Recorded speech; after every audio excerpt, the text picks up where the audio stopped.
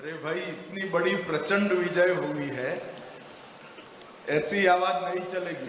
ഇത്രയും വലിയ വിജയത്തിന് ഈ ശബ്ദം പോരാ, ഇതിലും ഉറക്കെ मेरे साथ दोनों हाथ उठाइए जरा, ऊपर नीचे सभी जगह पे। എല്ലാവരും മുകളിലും താഴെയും ഇരിക്കുന്ന എല്ലാവരും രണ്ട് കൈകൾ ഉയർത്തുക. विकसित केरलम के संकल्प की मुट्ठी भींचिए വികസിത കേരളം എന്ന സങ്കല്പം മനസ്സിലേക്ക് ആവാഹിച്ചുകൊണ്ട് और प्रचंड आवाज से बोलिए, ഉജ്ജ്വലമായ भारत माता की ജയ്, वंदे മാതരം, वंदे। മാതരം. आज के इस समारोह में मेरे साथ मंच पर उपस्थित केरल भारतीय जनता पार्टी के अध्यक्ष श्रीमान राजीव चंद्रशेखर जी, मोदी जी की मंत्रिपरिषद में मेरे साथी श्री जॉर्ज कुरियन जी, मेरे मित्र और भाजपा के वरिष्ठ नेता केरल के प्रभारी श्रीमान प्रकाश जावड़ेकर जी, श्री सी सदानंद मास्टर जी, मेंबर राज्यसभा, श्री पी के कृष्णदास जी, श्री वी मुरलीधरन जी, कुंभणम राजशेखरन जी, के सुरेंद्रन जी, सी के पद्मनाभ जी, श्री ए पी अब्दुल्ला कुट्टी जी, श्री एम टी रमेश जी, बहन शोभा सुरेंद्रन जी, एम सुरेश जी, अनूप एंटोनी जोसेफ जी, और आज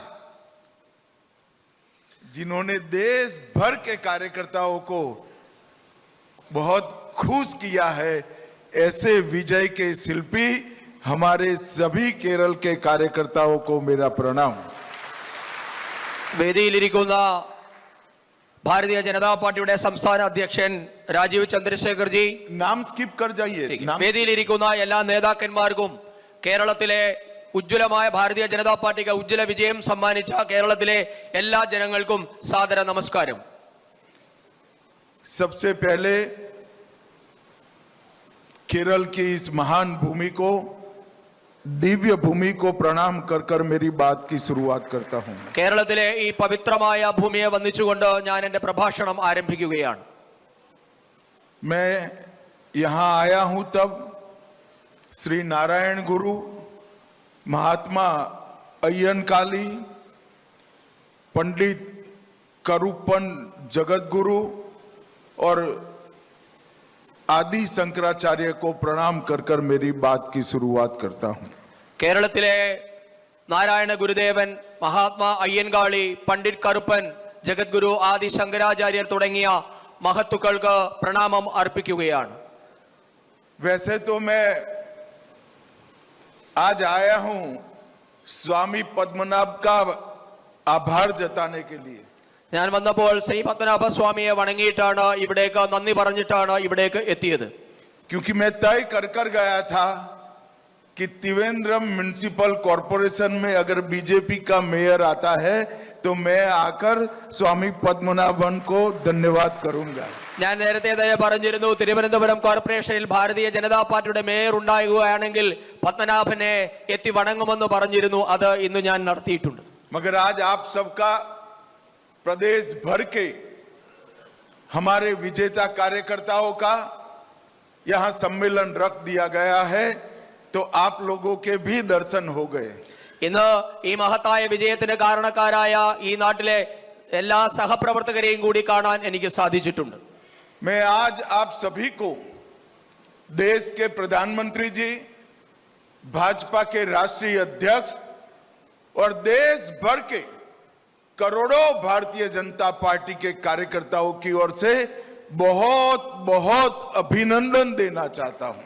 ഞാൻ ഇവിടെ കൂടിയിരിക്കുന്ന എല്ലാവർക്കും ഭാരതത്തിന്റെ ആരാധ്യനായ പ്രധാനമന്ത്രിയുടെയും പാർട്ടിയുടെ ദേശീയ അധ്യക്ഷന്റെയും രാജ്യത്തെ കോടിക്കണക്കിന് വരുന്ന ഭാരതീയ ജനതാ പാർട്ടിയുടെ പ്രവർത്തകരുടെയും പേരിൽ നിങ്ങൾക്ക് എല്ലാവർക്കും സാദര നമസ്കാരം അർപ്പിക്കുന്നു. क्योंकि मैं तो जानता था, आप सब भी जानते थे कि हमारा रास्ता सरल नहीं है। നമുക്കെല്ലാവർക്കും അറിയാം, നമ്മുടെ പാത ഒരിക്കലും എളുപ്പമായിരുന്നില്ല എന്ന്. केरल में कमल खिलाना ये सरल नहीं है।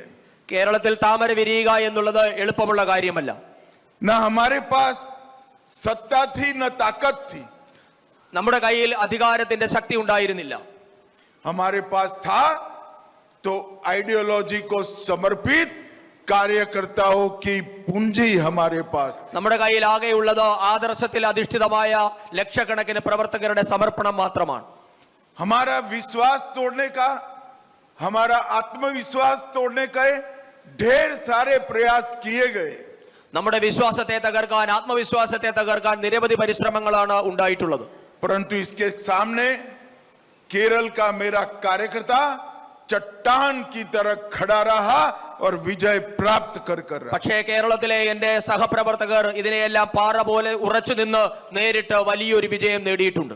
इसलिए इस हॉल में बैठे हुए सभी लोगों से मेरी विनती है कि केरल भर के बूथ तक फैले हुए सभी कार्यकर्ताओं के लिए एक बार जोर से ताली बजाकर उनका स्वागत करिए. അതുകൊണ്ട് ഇവിടെ കൂടിയിരിക്കുന്ന എല്ലാവരോടും ഞാൻ നന്ദി പ്രകടിപ്പിക്കുന്നു. ഒരിക്കൽ കൂടി കേരളത്തിൽ നമുക്ക് ഈ വലിയ വിജയം സമ്മാനിച്ച എല്ലാവർക്കും വേണ്ടി ഉച്ചത്തിലൊരു കയ്യടി കൊടുത്ത് നമുക്ക് തുടങ്ങാം.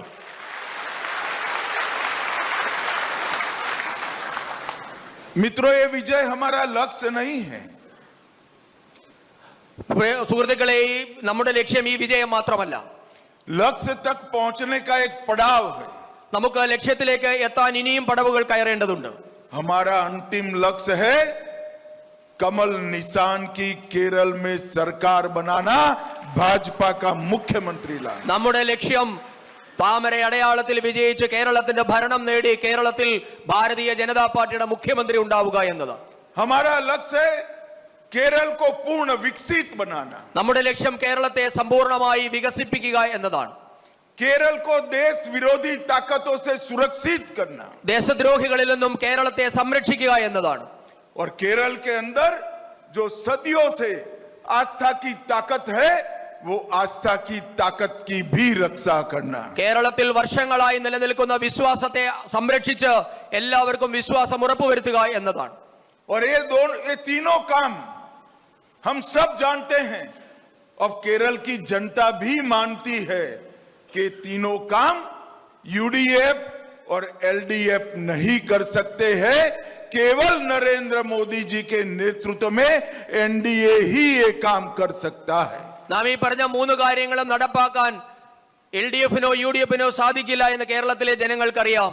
ഭാരതീയ ജനതാ പാർട്ടിക്ക്, നരേന്ദ്രമോദിജി നേതൃത്വം കൊടുക്കുന്ന ഭാരതീയ ജനതാ പാർട്ടിക്ക് മാത്രമേ ഈ മൂന്ന് കാര്യങ്ങളും നമുക്ക് നേടിത്തരാൻ സാധിക്കുകയുള്ളൂ. नरेंद्र मोदी जी ने देश के सामने 2047 तक, 2047 तक इस देश को विकसित भारत बनाने का स्वप्न रखा है. 2047 ആകുമ്പോഴേക്കും ഈ നാടിനെ ഒരു വികസിത ഭാരതമാക്കി മാറ്റുക എന്ന ലക്ഷ്യമാണ് നരേന്ദ്രമോദിജി നമ്മുടെ മുൻപാകെ വെച്ചിട്ടുള്ളത്. मैं आज केरल की जनता को कहने आया हूं, विकसित भारत का रास्ता विकसित केरलम होकर ही जाता है. ഞാൻ കേരളത്തിലെ ജനങ്ങളോട് പറയാൻ ആഗ്രഹിക്കുന്നു, വികസിത ഭാരതം എന്ന ലക്ഷ്യം വികസിത കേരളത്തിൽ കൂടി മാത്രമേ സാധ്യമാവുകയുള്ളൂ. एलडीएफ और यूडीएफ के मैच फिक्सिंग ने अपार संभावनाओं वाले इस राज्य को स्थगित कर रख लिया है. अजीब प्रकार की स्टैग्नेंसी का अनुभव हमारा केरल कर रहा है. LDF-ഉം UDF-ന്റെയും തമ്മിലുള്ള പരസ്പരമായ സഹകരണം, മാച്ച് ഫിക്സിംഗ് മൂലം കേരളത്തിന്റെ വികസനം അടക്കമുള്ള കാര്യങ്ങൾ ഇന്ന് സ്തംഭിച്ചു നിൽക്കുകയാണ്. हमारे दोनों विरोधी ग्रुप, दोनों विरोधी गठबंधन एक गठबंधन जरूर आपस में करे हैं. हम आए तो हम भ्रष्टाचार करें, आप आओ तब आप करो. एक दूसरे को हम कभी नहीं पकड़ेंगे. നമ്മുടെ രണ്ട് എതിരാളികളാണ് LDF-ഉം UDF-ഉം. അവർ രണ്ടുപേരും അഴിമതി അവസാനിപ്പിക്കുമെന്ന് പറയും. പക്ഷേ ഭരണത്തിൽ വന്നു കഴിയുമ്പോൾ നിങ്ങൾ നടത്തിയ അഴിമതിയെ ഞങ്ങൾ തൊടില്ല എന്നാണ് അവർ ഇത്രകാലവും ഇവിടെ നടപ്പാക്കിയത്. मगर मैं आज इस कार्यकर्ता सम्मेलन के माध्यम से केरल की जनता को अपील करने आया हूं. केरल के भविष्य का रास्ता, चाहे विकास का हो, चाहे सुरक्षा का हो, चाहे आस्थाओं के संरक्षण का हो, वो रास्ता यूडीएफ एलडीएफ से नहीं जा सकता। ഈ സമ്മേളനത്തിലൂടെ കേരളത്തോട് ഞാൻ പറയാൻ ആഗ്രഹിക്കുന്നു, കേരളത്തിന്റെ ഭാവി അത് വികസനമായിക്കൊള്ളട്ടെ, സുരക്ഷിതത്വമായിക്കോട്ടെ, വിശ്വാസ സംരക്ഷണമാകട്ടെ, അത് മൂന്നും നൽകാൻ LDF-നും UDF-നും സാധിക്കില്ല എന്ന് ഈ സമ്മേളനത്തിലൂടെ ഞാൻ കേരളത്തിലെ ജനങ്ങളോട് പറയാൻ ആഗ്രഹിക്കുകയാണ്. यूडीएफ और एलडीएफ न हमारी आस्थाओं को सुरक्षित रख सकते हैं, न केरल को सुरक्षित रख सकते हैं, न केरल को विकसित बना सकते हैं। UDF-നോ LDF-നോ നമ്മുടെ വിശ്വാസം സംരക്ഷിക്കാൻ സാധിക്കുന്നില്ല, കേരളത്തെ സംരക്ഷിക്കാൻ സാധിക്കുന്നില്ല, കേരളത്തിന്റെ വികസനം ഉറപ്പാക്കാൻ സാധിക്കുന്നില്ല. और मैं आज केरल की जनता को बताने आया हूं कि पूरी दुनिया में कम्युनिस्ट पार्टियां खत्म हो गई। ഞാൻ കേരളത്തിലെ ജനങ്ങളോട് പറയാൻ ആഗ്രഹിക്കുന്നു, ലോകം മുഴുവൻ കമ്മ്യൂണിസ്റ്റ് ഭരണം ഇന്ന് അവസാനിച്ചിരിക്കുന്നു. और पूरे देश में कांग्रेस खत्म हो रही। രാജ്യം മുഴുവൻ കോൺഗ്രസും അവസാനിച്ചിരിക്കുന്നു. अब केरल के विकास का रास्ता नरेंद्र मोदी जी के नेतृत्व में एनडीए में ही है। ഇനി കേരളത്തിന്റെ വികസനത്തിലേക്കുള്ള പാത നരേന്ദ്രമോദി തെളിയിക്കുന്ന ഭാരതീയ ജനതാ പാർട്ടിയുടെ ഭരണത്തിൽ കൂടി മാത്രമേ സാധിക്കുകയുള്ളൂ. जरूरत है स्पष्ट विजन के साथ केरल की जनता के पास विनम्रता के साथ जाने की। ഉറപ്പാണ് കേരളത്തിലെ ജനങ്ങളെ നമ്മൾ വിനയത്തോടു കൂടി സമീപിക്കണം. हमें केरल की जनता जन समर्थन दे रही है, हमारा समर्थन बढ़ भी रहा है। നമുക്ക് കേരളത്തിലെ ജനങ്ങൾ നമുക്ക് നൽകുന്ന പിന്തുണയോടുകൂടി നമ്മുടെ കർത്തവ്യവും ഉത്തരവാദിത്വവും കൂടുകയാണ്. 2014 में हमें 11% वोट मिला, 11% वोट मिला। 2014 നമുക്ക് 11% വോട്ട് കിട്ടി. 19 में हमें 16% वोट मिला 2019 16% അത് ഉയർന്നു. और 24 में हमें 20% वोट मिला। 2024 അത് 20% अब 20 से 30 और 30 से 40 का रास्ता इतना लंबा नहीं होगा। 2026 में ही हम इसको सिद्ध करेंगे। 20 നിന്ന് 30ലേക്കും 30 നിന്ന് 40ലേക്കുമുള്ള നമ്മുടെ വോട്ടിംഗ് ശതമാനത്തിന്റെ വർധനവ് അതിവിദൂരമല്ല, അത് 2026 തന്നെ സംഭവിക്കും. और ये हमने देश भर में कर बताया है, ये हमने देश भर में सिद्ध कर अचीव कर बताया है। നമ്മൾ രാജ്യത്തെ മുഴുവൻ സീറ്റ് നേടിക്കൊണ്ട് ഭരണം നേടിക്കൊണ്ട് നാം പറഞ്ഞു. 1984 में भाजपा की सिर्फ लोकसभा में 2 सीट थी 1984 നമുക്ക് ലോകസഭയിൽ 2 സീറ്റായിരുന്നു ഉണ്ടായിരുന്നത്. और आज 24 में तीसरी बार नरेंद्र मोदी प्रधानमंत्री बने हैं, तीसरी बार बने हैं। 2024 മൂന്നാമതും നരേന്ദ്രമോദി സർക്കാർ ഇന്ന് അധികാരത്തിലെത്തിയിരിക്കുകയാണ്. आसाम में हमारी 2 असेंबली सीटें थी, അസാമിൽ നമുക്ക് 2 അസംബ്ലി സീറ്റ് മാത്രമാണ് ഉണ്ടായിരുന്നത്. आज आसाम में हम 2 बार सरकार बनाकर तीसरी बार सरकार बनाने जा रहे हैं। ഇന്ന് അതേ ആസാമിൽ നാം തുടർച്ചയായി 2 തവണ അധികാരത്തിലെത്തിയിട്ട് മൂന്നാം തവണ അധികാരത്തിലേക്ക് എത്താൻ പോവുകയാണ്. मणिपुर में हमारी एक भी सीट नहीं थी, മണിപ്പൂരിൽ നമുക്ക് ഒരു സീറ്റ് പോലും ഉണ്ടായിരുന്നില്ല. हमने 2 बार सरकार बनाई है। 2 തവണ നാം അവിടെ സർക്കാർ ഉണ്ടാക്കി. त्रिपुरा में हमारी एक भी सीट नहीं थी, त्रिपुरा- हमने 2 बार त्रिपुरा में सरकार बनाई है। ത്രിപുരയിലും നമുക്ക് ഒരു MLA പോലും ഉണ്ടായിരുന്നില്ല, പക്ഷേ തുടർച്ചയായി 2 തവണ ഭാരതീയ ജനതാ പാർട്ടി അവിടെ അധികാരത്തിലെത്തി. और उत्तर प्रदेश में हमारे पास 400 में से सिर्फ 25 सीटें थी, वहां पर हमने 2 बार सरकार बनाने का काम किया है। ഉത്തർപ്രദേശിലും നമുക്ക് 400 out of 425 seats. 400 സീറ്റ് ഉണ്ടായിരുന്നതിൽ 25 മാത്രമാണ് ഉണ്ടായിരുന്നത്, പക്ഷേ അവിടെ വീണ്ടും നാം തുടർച്ചയായി 3 തവണ അധികാരത്തിലെത്തിയിരിക്കുന്നു. और मित्रों, अब बारी केरल की है। इस बार केरल में निश्चित रूप से भारतीय जनता पार्टी का मुख्यमंत्री बना है। സുഹൃത്തുക്കളെ, അതുകൊണ്ട് ഇനി കേരളത്തിന്റെ അവസരമാണ്. ഈ 2024 ഇത്തവണ തീർച്ചയായും നാം കേരളത്തിലും അധികാരത്തിലെത്തും. केरल में ये बदलाव सिर्फ शहर तक सीमित नहीं है, കേരളത്തിലെ ഈ മാറ്റം अर्बन एरिया तक सीमित नहीं है। കേരളത്തിലെ ഈ മാറ്റം നഗരപ്രദേശങ്ങളിൽ മാത്രമുള്ള ഒരു മാറ്റമല്ല. हमने 30 ग्राम पंचायतें जीती है, നാം 30 ഗ്രാമപഞ്ചായത്തുകൾ വിജയിച്ചു കഴിഞ്ഞിരിക്കുന്നു. 2 म्युनिसिपैलिटी जीती है രണ്ട് മുനിസിപ്പാലിറ്റികളിൽ അധികാരത്തിലെത്തി. और तिरुवनंतपुरम में हमारा मेयर आज त्रिवेंद्रम की सेवा कर रहा है. തിരുവനന്തപുരം കോർപ്പറേഷനിലും നാം നമ്മുടെ മേയറിലൂടെ അധികാരത്തിലെത്തിയിരിക്കുന്നു. 79 इकाइयों में हम सेकंड प्लेस पर रहे हैं 79 വാർഡുകളിൽ നാം രണ്ടാം സ്ഥാനത്തെത്തിയിരിക്കുന്നു. और 79 പഞ്ചായത്തുകളിൽ നാം രണ്ടാം സ്ഥാനത്തെത്തിയിരിക്കുന്നു. और आज त्रिवेंद्रम में हम भाजपा का मेयर देख रहे हैं. कल केरल में भाजपा का मुख्यमंत्री देखने का समय है. ഇന്ന് തിരുവനന്തപുരത്ത് ഭാരതീയ ജനതാ പാർട്ടിയുടെ മേയറിനെ നാം കാണുന്നു. നാളെ കേരളത്തിൽ ഭാരതീയ ജനതാ പാർട്ടിയുടെ മുഖ്യമന്ത്രിയാണ് നാം കാണാൻ പോകുന്നത്. ये जो यात्रा है विजय की, ഇത് വിജയത്തിന്റെ യാത്രയാണ്. वो हमारे सैकड़ों कार्यकर्ता जिन्होंने अपना सर्वस्व बलिदान किया, इनके बलिदान के बल पर ये भारतीय जनता पार्टी का विजय संभव हुआ है. ഇത് നമ്മുടെ നൂറുകണക്കിന് പ്രവർത്തകരുടെ ജീവത്യാഗത്തിന്റെ ഫലമായി കൂടി ഉണ്ടായ വിജയമാണ്. हमारे हजारों कार्यकर्ता ने अन्यायी शासन के जुर्म से महीनों सालों जेल में गुजारे हैं. इनके और इनके परिवारों के बलिदान पर ये विजय आज हमें प्राप्त हो रही है.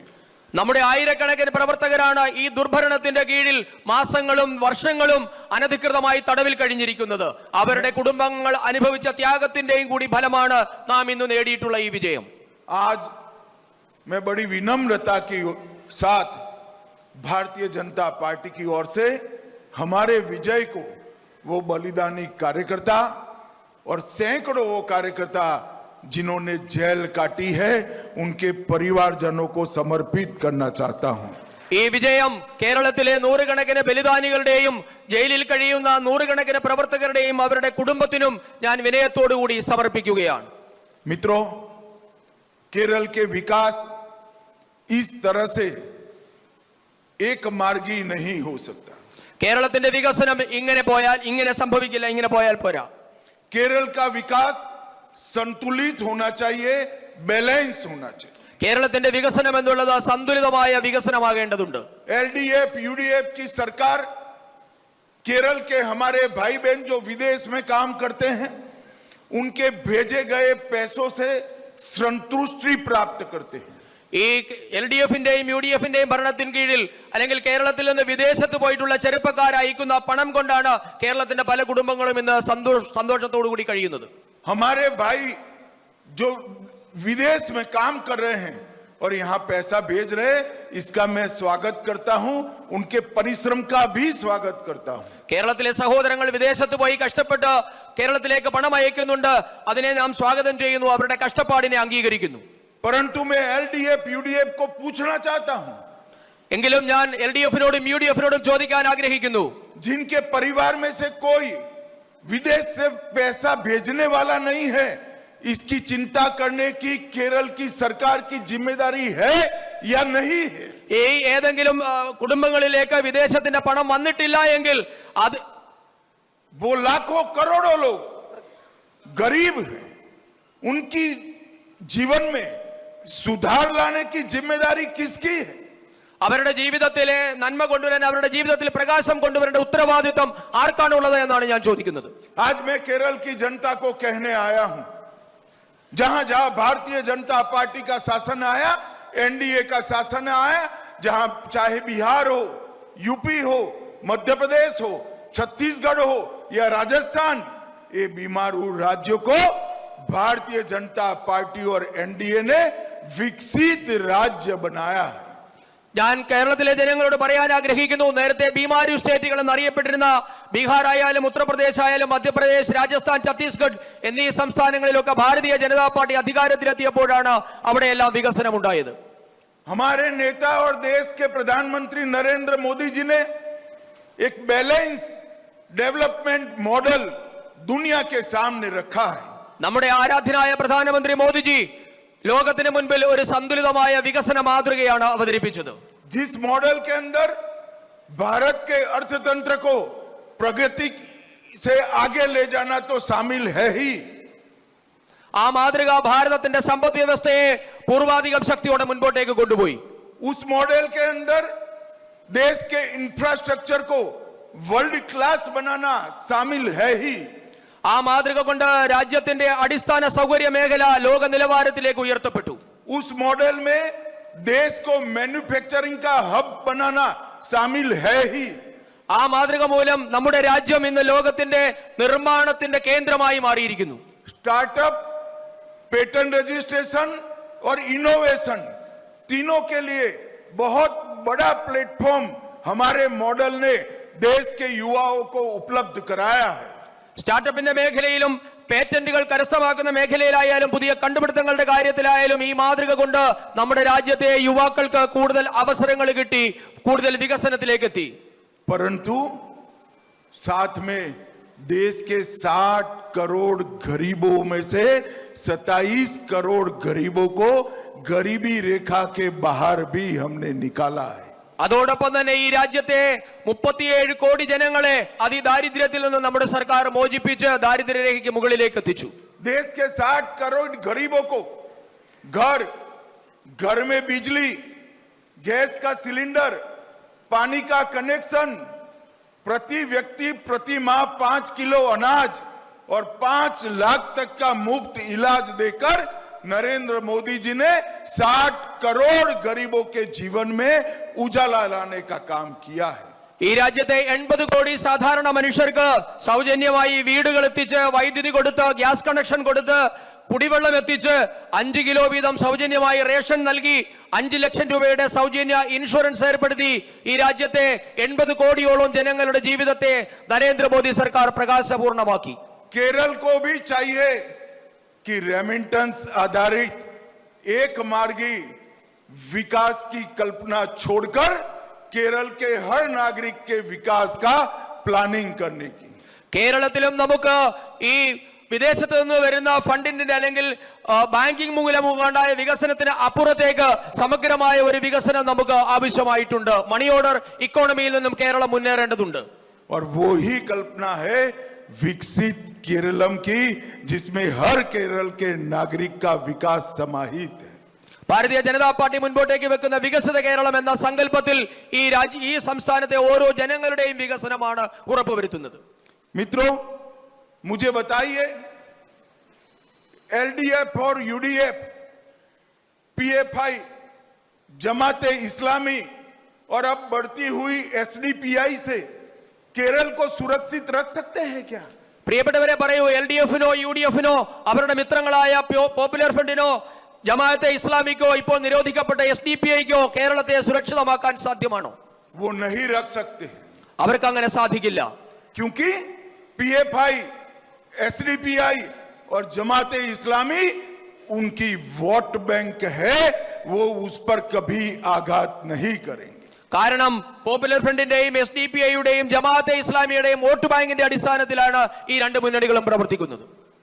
वो केरल को पीएफआई, जमाते इस्लामी और एसडीपीआई के विभाजनकारी एजेंडे से अगर कोई बचा सकता है तो केवल और केवल एनडीए बचा सकता है, बीजेपी बचा सकता है। പോപ്പുലർ ഫ്രണ്ടിന്റെയും ജമാഅത്തെ ഇസ്ലാമിയുടെയും SDPയുടെയും ഒക്കെ വിഭജന രാഷ്ട്രീയത്തിൽ നിന്ന് ആർക്കെങ്കിലും ഈ നാടിനെ രക്ഷിക്കാൻ സാധിക്കുമെങ്കിൽ അത് ഭാരതീയ ജനതാ പാർട്ടിക്ക് മാത്രമാണ്. हम ट्रिपल तलाक समाप्त करते हैं, നാം മുത്തലാഖ് അവസാനിപ്പിച്ചു. तो एलडीएफ यूडीएफ दोनों विरोध करते हैं। അതിനെ LDF-ഉം UDF-ഉം ഒരുപോലെ എതിർത്തു. मैं आज शार्प क्वेश्चन पूछना चाहता हूं सीएम केरल से, मुस्लिम महिलाओं को सम्मान पूर्वक जीने का अधिकार है या नहीं है? ഞാൻ കേരളത്തിലെ മുഖ്യമന്ത്രിയോട് ചില ചോദ്യങ്ങൾ ചോദിക്കാൻ ആഗ്രഹിക്കുന്നു. ആദ്യത്തെ ചോദ്യം, മുസ്ലിം വനിതകൾക്ക് സമാധാനപൂർണമായ ഒരു ജീവിതം നയിക്കാൻ അധികാരമില്ലേ? हम वक़्फ में से करप्शन दूर करने के लिए कानून लेकर आते हैं, इसका ये दोनों विरोध करते हैं। വഖഫ് ബോർഡുകളിലുള്ള അഴിമതി അവസാനിപ്പിക്കാൻ നാം നിയമം കൊണ്ടുവന്നു. ഇവർ രണ്ടുപേരും ഇതിനെ എതിർക്കുകയാണ്.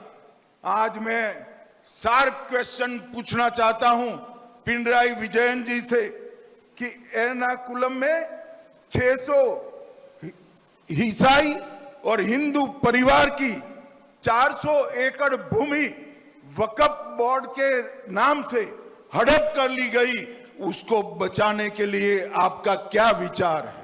ഞാൻ പിണറായി വിജയനോട് 7 ചോദ്യങ്ങളാണ് ചോദിക്കുന്നത്. എറണാകുളത്ത് 600ഓളം ക്രിസ്ത്യൻ കുടുംബങ്ങളെ ഹിന്ദു കുടുംബങ്ങളിൽ നിന്നും 400 ഏക്കറോളം ഭൂമി തട്ടിയെടുത്തതിൽ എന്താണ് അവർക്കത് തിരിച്ചു കൊടുക്കാൻ നിങ്ങൾ സ്വീകരിച്ച നടപടി?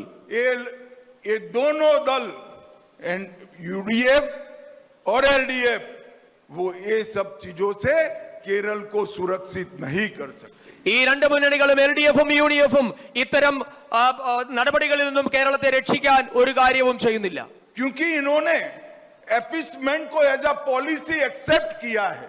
കാരണം ഇവർ പ്രീണന രാഷ്ട്രീയത്തിലാണ് വിശ്വസിക്കുന്നത്. അതാണ് അവർ സ്വീകരിച്ചിട്ടുള്ള രാഷ്ട്രീയം. क्योंकि जब आप एपिसमेंट को एज अ पॉलिसी एक्सेप्ट करते हो, आप किसी के साथ न्याय नहीं करते हो. കാരണം നിങ്ങൾ പ്രീണനം ഒരു നയമാക്കിയാൽ നിങ്ങൾക്ക് ഒരു ആർക്കും നീതി നൽകാൻ സാധ്യമാകില്ല. एक का एपिसमेंट करते ही दूसरे के साथ अन्याय होता है. ഒരാളോട് ചെയ്യുന്ന പ്രീണനം മറ്റൊരാൾക്ക് അന്യായമായി ഭവിക്കും. इसीलिए भारतीय जनता पार्टी का पॉलिसी है justice to all, appeasement to none. അതുകൊണ്ടാണ് ഭാരതീയ ജനതാ പാർട്ടി ആരോടുമില്ല പ്രീണനം, എല്ലാവർക്കും തുല്യനീതി എന്ന നയം സ്വീകരിച്ചത്. मित्रों, सुरक्षित केरलम का विचार ये भारतीय जनता पार्टी का पूरे केरल की जनता को सुरक्षित रखने के लिए. ഭാരതീയ ജനതാ പാർട്ടിയുടെ സുരക്ഷിത കേരളം എന്ന നയം കേരളത്തിലെ മുഴുവൻ ജനങ്ങൾക്കും സുരക്ഷ ഉറപ്പാക്കുക എന്നതാണ്. मुझे बताइए, जो लोग, जो शासन सबरीमाला के खजाने की रक्षा न कर पाए, वो हमारी आस्था को बचा सकता है क्या?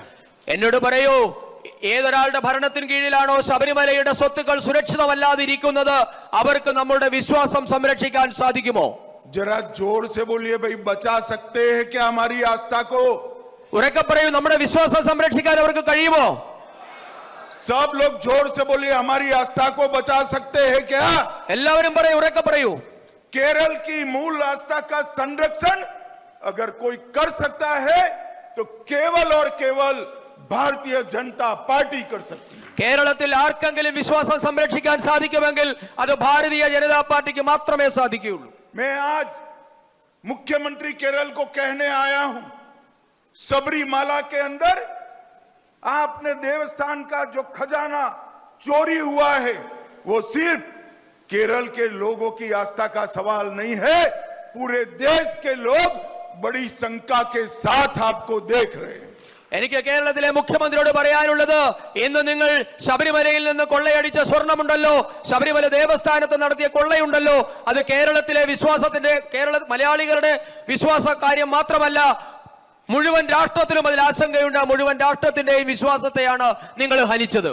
मैंने एफआईआर को देखा है, जिस प्रकार से एफआईआर ड्राफ्ट की गई है, उसी में ही दोषियों को बचाने का वायरस डाला हुआ है. ഞാൻ ആ എഫ്ഐആർ കണ്ടതാണ്. ഇവിടെ കേരളത്തിൽ എടുത്തിട്ടിരിക്കുന്ന ആ എഫ്ഐആറിനകത്തു തന്നെ പ്രതികളെ സംരക്ഷിക്കാനുള്ള എല്ലാ വ്യവസ്ഥയുമുണ്ട്.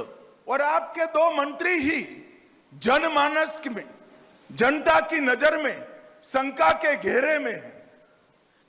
നിങ്ങളുടെ 2 മന്ത്രിമാർ അവർ ജനമനസ്സുകളിൽ നിന്ന് കുറ്റവാളികളാണ്. आप कैसे न्याय कर सकते हो? അവരെ നിങ്ങൾക്ക് എങ്ങനെയാണ് ന്യായീകരിക്കാൻ സാധിക്കുന്നത്? आप कैसे न्यूट्रल जांच कर सकते हो? അവരോട് നിങ്ങൾക്ക് न्यूट्रल जांच, അവരോട് എങ്ങനെയാണ് നിഷ്പക്ഷമായ ഒരു അന്വേഷണം നിങ്ങൾക്ക് നടത്താൻ സാധിക്കുക? मित्रों, यूडीएफ भी नहीं कर सकता, യുഡിഎഫിനും ഇത് സാധ്യമാകില്ല. क्योंकि उनके भी नेतृत्व के साथ साठ गांठ के पूरा मतलब प्रूफ जनता में वायरल हुए हैं. കാരണം അവരുടെ നേതാക്കന്മാരും പ്രതികളോടൊപ്പം നിൽക്കുന്നതിന്റെ തെളിവുകൾ ഇന്ന് ജനങ്ങളുടെ ഇടയിലുണ്ട്. आज मैं भारतीय जनता पार्टी की ओर से, ये पूरे सम्मेलन की ओर से, चुने हुए प्रतिनिधियों की ओर से केरल के मुख्यमंत्री के सामने मांग करना चाहता हूं कि ये जांच को एक न्यूट्रल एजेंसी को आप स्वयं ही सौंप दें. ഈ സമ്മേളനത്തിൽ എത്തിയിരിക്കുന്ന പ്രതിനിധികളുടെ പേരിൽ, കേരളത്തിന്റെ പേരിൽ ഞാൻ കേരളത്തിന്റെ മുഖ്യമന്ത്രിയോട് ആവശ്യപ്പെടുന്നു, ശബരിമലയുടെ അന്വേഷണം ഒരു നിഷ്പക്ഷ ഏജൻസിയെ ഏൽപ്പിക്കാൻ നിങ്ങൾ തയ്യാറുണ്ടോ? मित्रों, जब तक न्यूट्रल एजेंसी जांच नहीं सौंपी जाएगी, भारतीय जनता पार्टी केरल के हर गांव में इसके लिए आंदोलन करेगी, जन जागृति का काम करेगी. നിഷ്പക്ഷമായ ഒരു അന്വേഷണം നിങ്ങൾ നടത്തിയില്ല എങ്കിൽ ഭാരതീയ ജനതാ പാർട്ടി കേരളത്തിലെ വീട് വീടാന്തരങ്ങളിൽ ഗ്രാമാന്തരങ്ങളിൽ ഇതിനെതിരെയുള്ള വലിയ പ്രക്ഷോഭം അഴിച്ചുവിടും. ये डेमोक्रेसी है विजयन साहब, यहाँ पर मनमानी नहीं चलती है. हम जनता को जागरूक कर कर आपके खिलाफ खड़ा कर देंगे. आपको न्यूट्रल जांच देनी ही पड़ेगी. പിണറായി വിജയൻ ഒരു കാര്യം മനസ്സിലാക്കണം, ഭാരതീയ ജനതാ പാർട്ടിയുടെ പ്രക്ഷോഭത്തെ തുടർന്ന് നിങ്ങൾക്ക് നിഷ്പക്ഷമായ അന്വേഷണത്തിന് വഴങ്ങേണ്ടി വരും, അന്വേഷണത്തിന് ഉത്തരവിടേണ്ടി വരും. मित्रों, ये हमारे विश्वास का, हमारी आस्था का संरक्षण नहीं कर सकते. സുഹൃത്തുക്കളെ, ഇവർക്ക് നമ്മളുടെ വിശ്വാസത്തെ സംരക്ഷിക്കാൻ സാധിക്കുന്നില്ല. और जब आप पूरे केरल को विकसित नहीं बना सकते हो, पूरे केरल को सुरक्षित नहीं बना सकते हो और पूरे केरल की आस्था का संरक्षण भी नहीं कर सकते हो, तो आपको फिर से चुनकर लाने के कोई कारण उपलब्ध नहीं है. पिनराई विजयन साहब, आपका जाने का समय आ गया है. പിണറായി വിജയനോട് ഒരു കാര്യം പറയാം, നിങ്ങൾക്ക് മുഴുവൻ കേരളത്തെയും വികസിപ്പിക്കാൻ, മുഴുവൻ കേരളത്തെയും സുരക്ഷിതമാക്കാൻ, കേരളത്തിന്റെ വിശ്വാസം സംരക്ഷിക്കാൻ സാധിക്കുന്നില്ല എങ്കിൽ നിങ്ങൾ ഇറങ്ങിപ്പോകാനുള്ള അവസരമായിരിക്കുന്നു. നിങ്ങൾക്ക് തിരികെ വരാനുള്ള ഒരു അവസരവും ഇനി കിട്ടില്ല. और मित्रों, मैं आज आप सबके माध्यम से केरल की जनता को स्पष्टता से बताने आया हूं, यूडीएफ और एलडीएफ ये जो कर रहे हैं वो नूरा कुश्ती है, नाटक. എല്ലാവരോടും നിങ്ങളുടെ ഈ സമ്മേളനത്തിന്റെ പേരിൽ ഞാൻ പറയാൻ ആഗ്രഹിക്കുന്നു, ഇന്ന് LDF-ഉം UDF-ഉം തമ്മിൽ നടത്തുന്നത് തട്ടിപ്പാണ്, നാടകമാണ്. कांग्रेस को जब भी बहुमत में कमी थी, पिछले 5 दशक से कम्युनिस्टों ने कांग्रेस का समर्थन किया है. കോൺഗ്രസിന് എപ്പോഴൊക്കെ ഭൂരിപക്ഷത്തിന് കുറവുണ്ടായിട്ടുണ്ടോ കഴിഞ്ഞ 50 വർഷമായി അവരെ പിന്തുണയ്ക്കുന്നത് ഇടതുപക്ഷമാണ്. मित्रों, जब त्रिपुरा में उनको जरूरत थी तब भी कांग्रेस ने कम्युनिस्टों का समर्थन किया. ത്രിപുരയിൽ CPM-ന് ഭൂരിപക്ഷം കുറഞ്ഞപ്പോൾ കോൺഗ്രസ് അവരെ പിന്തുണച്ച് അധികാരത്തിലെത്തിച്ചു. और ये तो केरल और बंगाल का चुनाव साथ में है. കേരളത്തിലെയും ബംഗാളിലെയും തെരഞ്ഞെടുപ്പ് അടുത്തടുത്താണ്, ഒരുമിച്ചാണ് നടക്കാൻ പോകുന്നത്. वरना इस बार बंगाल में भी वो इलू इलू करने वाले थे.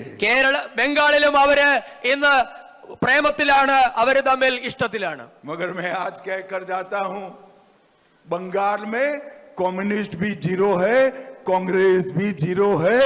भारतीय जनता पार्टी वहां सरकार बनाने जा. പക്ഷേ ഞാൻ ഒരു കാര്യം പറയാം, ബംഗാളിലും കോൺഗ്രസ് പൂജ്യമാണ്, CPM-ഉം പൂജ്യമാണ്. അവിടെ ഭാരതീയ ജനതാ പാർട്ടിയാണ് സർക്കാർ ഉണ്ടാക്കാൻ പോകുന്നത്. मित्रों, ये 2024, 2025 ये दोनों भारतीय जनता पार्टी के लिए बहुत सफल वर्ष रहे हैं. ഈ 2024-ഉം 2025-ഉം എന്നുള്ളത് BJP-യെ സംബന്ധിച്ചിടത്തോളം വൻ വിജയത്തിന്റെ വർഷങ്ങളാണ്. 2024 में मध्य प्रदेश, राजस्थान, छत्तीसगढ़ में हमने फिर से विजय प्राप्त करी. 2024-ൽ രാജസ്ഥാനിലും ഛത്തീസ്ഗഡിലും മധ്യപ്രദേശിലും നാം വീണ്ടും അധികാരത്തിലെത്തി. 2024 में नरेंद्र मोदी जी तीसरी बार देश के प्रधानमंत्री बने. 24-ലാണ് മോദിജി മൂന്നാമതും ഈ രാജ്യത്തിന്റെ പ്രധാനമന്ത്രിയായത്. 2024 में ओडिशा में पहली बार भारतीय जनता पार्टी की पूर्ण बहुमत की सरकार बनी. 2024-ൽ ഒഡീഷയിൽ ആദ്യമായി സമ്പൂർണ്ണ വിജയത്തോടുകൂടി BJP അധികാരത്തിലെത്തി. 2025 में हमने हरियाणा जीता, महाराष्ट्र जीता और 27 साल के बाद दिल्ली में भारतीय जनता पार्टी की सरकार बनी. 2025-ൽ നാം ഹരിയാന വിജയിച്ചു, മഹാരാഷ്ട്ര വിജയിച്ചു. 27 വർഷങ്ങൾക്ക് ശേഷം ദില്ലിയിൽ ഭരണത്തിൽ തിരിച്ചെത്തി. और 2025 में भी लगातार 5वीं बार एनडीए की सरकार बिहार में बनी. 2025-ൽ തുടർച്ചയായി 5ാമതും ബീഹാറിൽ NDA-യുടെ ഭരണം തിരിച്ചു വന്നു. ये 24 और 25 की हमारी जो विजय यात्रा है, इसको जारी रखने की जिम्मेदारी बंगाल और केरल की है. ഈ 25-ലെ വിജയയാത്ര 26-ലും തുടരാനുള്ള ഉത്തരവാദിത്വം, അതിനുള്ള അവസരം ബംഗാളിലും കേരളത്തിലുമാണ്. देश भर के कार्यकर्ता बंगाल और केरल के कार्यकर्ताओं से आस लगाकर बैठे हैं. ദേശത്തിലെ രാജ്യത്തെ മുഴുവൻ പ്രവർത്തകരും ബംഗാളിലെയും കേരളത്തിലെയും പ്രവർത്തകർക്ക് പിന്തുണയുമായിട്ടുണ്ട്. मित्रों, मैं जानता हूं, जब मुझे समाचार मिला कि त्रिवेंद्रम में हम बहुमत प्राप्त करे हैं, देश भर के कई कार्यकर्ता हर्ष के आंसू के साथ रोते हुए मेरे पास समाचार आए हैं। പ്രിയപ്പെട്ടവരെ, തിരുവനന്തപുരത്ത് ഭാരതീയ ജനതാ പാർട്ടി അധികാരത്തിലെത്തുന്നു എന്ന വാർത്ത അറിഞ്ഞപ്പോൾ എനിക്ക് മനസ്സിലാക്കാൻ സാധിച്ചത് രാജ്യത്തിന്റെ വിവിധ ഭാഗങ്ങളിൽ നിന്നുള്ള പ്രവർത്തകർ സന്തോഷം കണ്ണീര് കൊണ്ട് ആനന്ദാശ്രുവോടുകൂടി സന്തോഷിക്കുന്ന കാഴ്ച എനിക്ക് കാണാൻ സാധിച്ചു. शायद उन्होंने कभी केरल नहीं देखा है, അവർ ഇന്നേവരെ ഒരുപക്ഷെ കേരളത്തിൽ എത്തിയിട്ടുണ്ടാവില്ല.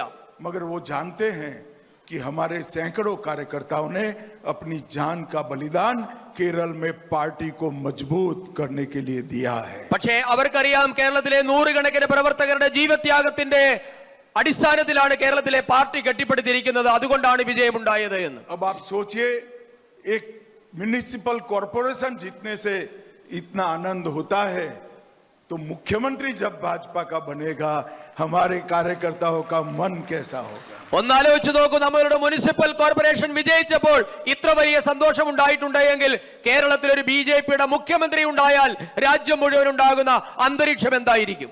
ये चुनाव तक हम में से किसी को भी आराम का अधिकार नहीं है. ഈ തെരഞ്ഞെടുപ്പ് കഴിയുന്നത് വരെ അധികാരത്തിൽ തുടരാൻ ഈ തെരഞ്ഞെടുപ്പ് കഴിയുന്നത് വരെ നമ്മുടെ പ്രവർത്തകർക്ക് വിശ്രമിക്കാൻ അവസരമില്ല. हर गांव हर बूथ के अंदर भारत माता की तस्वीर, हमारे नेता नरेंद्र मोदी की तस्वीर और कमल का फूल लेकर जाना है. ഓരോ ബൂത്തിലും ഓരോ ഗ്രാമാന്തരങ്ങളിലും താമരയുമായും നമ്മുടെ മോദിജിയുടെ ചിത്രവുമായി നമ്മുടെ പ്രവർത്തകർ കടന്നു ചെല്ലണം. और उनको विश्वास दिलाना है कि पूर्ण विकसित केरल भाजपा कर सकती है, एनडीए कर सकता है. അവർക്ക് നാം വിശ്വാസം ജനിപ്പിക്കണം. ബിജെപിക്ക് മാത്രമേ കേരളത്തിൽ സമഗ്രമായ വികസനം കൊണ്ടുവരാൻ സാധിക്കുകയുള്ളൂ എന്ന്. सुरक्षित केरल भाजपा और एनडीए ही कर सकते हैं. സുരക്ഷിത കേരളം എൻഡിഎക്ക് മാത്രമേ സാധ്യമാക്കാൻ സാധിക്കുകയുള്ളൂ. और हमारे आस्था का संरक्षण भी केवल और केवल भाजपा और एनडीए कर सकते हैं. നമ്മുടെ വിശ്വാസത്തെ സംരക്ഷിക്കാനും ഭാരതീയ ജനതാ പാർട്ടിക്കും എൻഡിഎക്കും മാത്രമേ സാധിക്കുകയുള്ളൂ. मुझे विश्वास है हमारे प्रदेश अध्यक्ष राजीव चंद्रशेखर के नेतृत्व में आप सभी लोग इस बार 2026 में यूडीएफ एलडीएफ की ये म्यूजिकल चेयर को समाप्त कर भारतीय जनता पार्टी की सरकार बनाएंगे. എനിക്ക് ഉറപ്പുണ്ട് നമ്മുടെ ബഹുമാന്യനായ സംസ്ഥാന അധ്യക്ഷൻ രാജീവ് ചന്ദ്രശേഖർജിയുടെ നേതൃത്വത്തിൽ ഈ 2024 എൽഡിഎഫിന്റെയും യുഡിഎഫിന്റെയും കസേരകളി അവസാനിപ്പിച്ച് ഭാരതീയ ജനതാ പാർട്ടിയെ ഭരണത്തിൽ കൊണ്ടുവരും എന്ന കാര്യം ഉറപ്പാണ്. मुझे बताइए, आप लोग विश्वास से सरकार बनाने के लिए परिश्रम करेंगे क्या? നാം സർക്കാർ ഉണ്ടാക്കുന്നതിന് വേണ്ടി പരിശ്രമിക്കാൻ നിങ്ങൾ എല്ലാവരും തയ്യാറുണ്ടോ എന്ന് പറയൂ. जरा जोर से जवाब दीजिए, करेंगे क्या? केरल में सरकार बनाएंगे क्या? കേരളത്തിൽ സർക്കാർ तो ഉണ്ടാക്കില്ലേ? मेरे साथ दोनों हाथ उठाइए, എല്ലാവരും കൈകൾ ഉയർത്തി, രണ്ട് കൈകളും. विजय के संकल्प की मुट्ठी भींच कर बोलिए, भारत माता की ജയ്, भारत माता की ജയ്, वंदे മാതരം, वंदे. മാതരം. आप सभी का बहुत बहुत धन्यवाद और फिर से अभिनंदन.